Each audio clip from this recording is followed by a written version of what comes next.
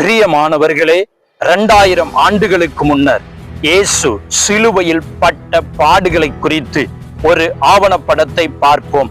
இயேசுவின் வாழ்க்கையின் கடைசி 12 மணி நேரம் அது. அதிகாரிகள் கட்டளையிட்ட போது அவரது கைகள் ஒரு கல்லில் கட்டப்பட்டன. வீரர்கள் இயேசுவை திருப்பி அடிக்க தொடங்கினர். ஆனால் அது இன்னும் உறுதியாக நின்றது. பின்னர் வீரர்கள் இயேசுவால் தாங்க முடியாத அளவுக்கு அடித்தார்கள். ஆனால் இயேசு மீண்டும் எழுந்தார். அதனால் வீரர்கள் இரும்பு கொக்கிகளை கொண்ட ஒரு சவுக்கிற்கு மாறி அவரை கட்டி தொடர்ந்து அடித்தார்கள். இயேசுவை தொடர்ந்து சவுக்கடியால் அடிக்கப்பட்ட பிறகும் கீழே இருந்த பார்வையாளர்களை அமைதியாக பார்த்தார்.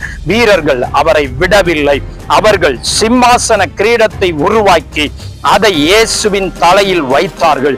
இயேசுவின் வாழ்க்கையின் கடைசி 6 மணி நேரம் சிலுவையை சுமக்க வேண்டிய கட்டாயம் ஏற்பட்டது. இயேசு மலையின் உச்சியை அடைந்தார். அவர் சிலுவைக்கு கட்டப்பட்டார். வீரர்கள் கைகளிலும் கால்களிலும் இரும்பு ஆணிகளால் அறைந்தனர். சிலுவையை உயர்த்தினார்கள். இயேசு மிகுந்த வேதனையை அனுபவித்த போதும் தன்னை துன்புறுத்தியவர்களுக்காக ஜெபித்தார்.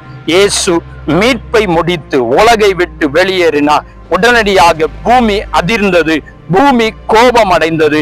ஆம் பிரியமானவர்களே, இயேசு ஏன் இத்தனை பாடுகள் பட்டார் தெரியுமா? என்னையும் பாவத்திலிருந்து மீட்டெடுத்து பரலோகம் கொண்டு செல்வதற்காக தான் பாடுபட்டார்.